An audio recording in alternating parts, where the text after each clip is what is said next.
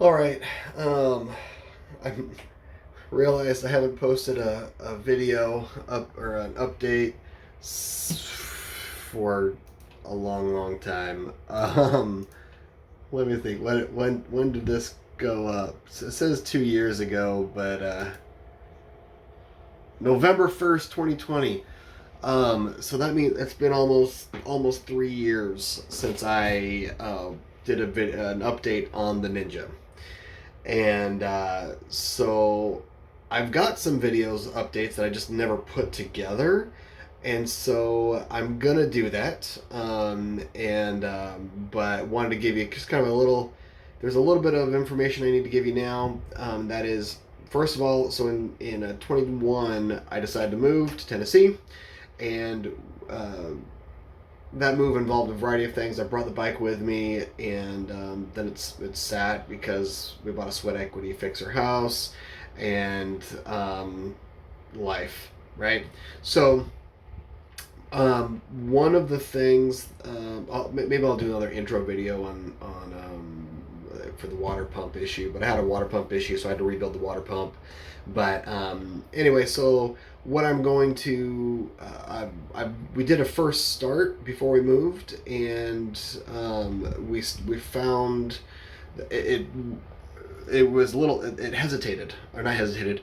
We got it kind of running, but the throttle was slow. It wasn't real responsive, and so then I put it back in the garage, and a few days later or something, I saw some oil and coolant on the ground. So knew the water pump needed to be rebuilt. So that'll be a video I'm going to put together and upload here soon. And but here you can see the first start, and then also some other things that I found after that first start. So anyway, thanks for watching, and I do have, like I said, some more videos that I'm going to be uploading on some of the things that I went through with fixing that, and then another recent update, because I just had some guys over to help me out with some things. So anyway, thanks for watching, and again, I hope this helps. Grand start. Attempt number 1.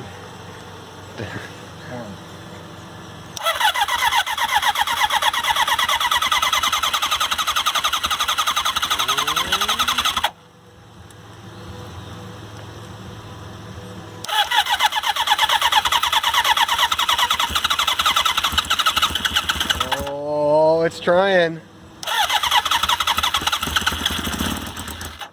Hey, we're getting something.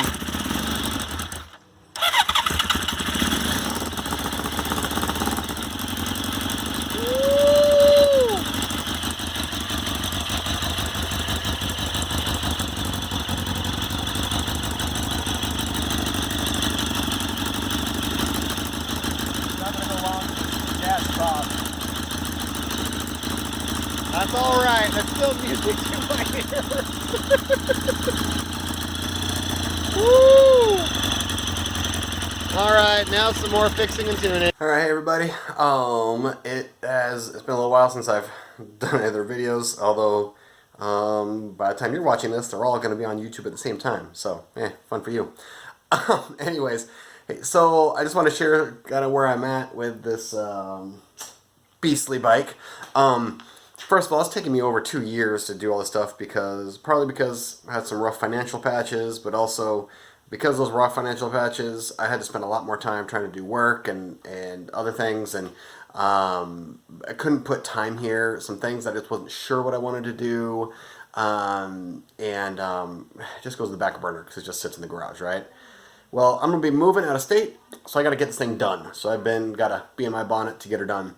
And I was putting it together, and I was leaking coolant out around the head. It was kind of hard to tell. I thought it was above and below the head. Wasn't entirely sure. But anyway, long story short, I'm going to show you some things where I'm at, what I've had to do, and just some things hopefully that you can look at on this lovely Ninja. And hopefully you can see my face all right with all that, because I wasn't looking at it. Anyway, so what ended up happening, let me just pull this stuff off here. So I put this whole thing together, and like I said, I was leaking coolant, and I could see coolant coming out at this spot, which I guess that would be right up in here. And I saw it in the back too. Well, first of all, it was coming out of both of my coolant lines here, and realized I forgot to put new O-rings in. So make sure you put new O-rings or gaskets, whatever you want to call them there. Something else I did not do, but somebody said I've got a little bit of a ridge right here. It's what the machinist was referencing. It's not the end of the world, he says, but if you want to hone it, that means you're honing everything out. You got to get new cylinders or new pistons and everything. Don't want to do that. He said it could use a ball hone. I'm not really familiar with that, so I just said, forget it. We're just going with it. Anyways, I probably could try to get some of that char off there, but I just want to get this thing running, and I'm sure it'll be fine. But anyways, so I ended up taking the block in. And as you can see, I got it machined. They took 4 1/1000ths off, 4 1/1000ths of an inch.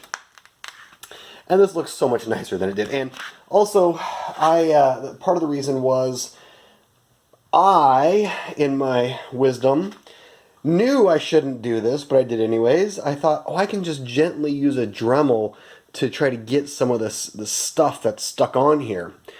Word to the wise, don't ever do anything like that. Just use plastic scrapers. Try to get that stuff off. If you can't get it off, take it into somebody who's got the right stuff to get it cleaned up. Anyways, they cleaned it and machined it. I put it back together. I was still leaking. Wasn't quite as bad, but I was leaking. So I ended up getting the head machined also, and you can see it's upside down, but they took 3/1000ths off of this. But look how pretty that is. I mean, that's literally like mirror almost. I mean, that's crazy how shiny that is. I did have a new head gasket, and hold on a second, I'm gonna put this back down. I did have a new head gasket.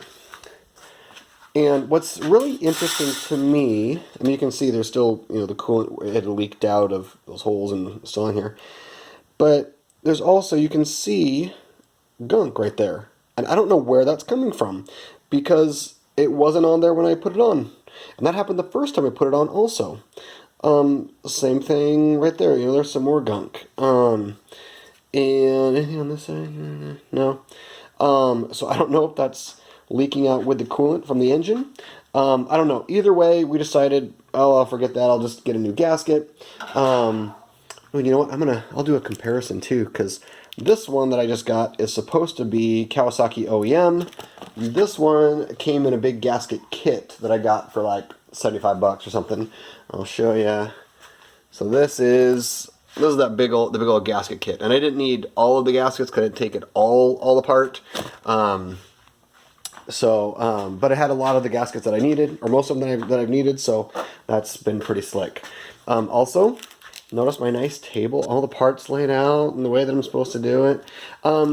So there's that. The other issue, maybe I'll do this as a separate. I don't know. I'll post it up here, but we had a brake issue in that we could not get it wasn't, the front brakes wouldn't bleed.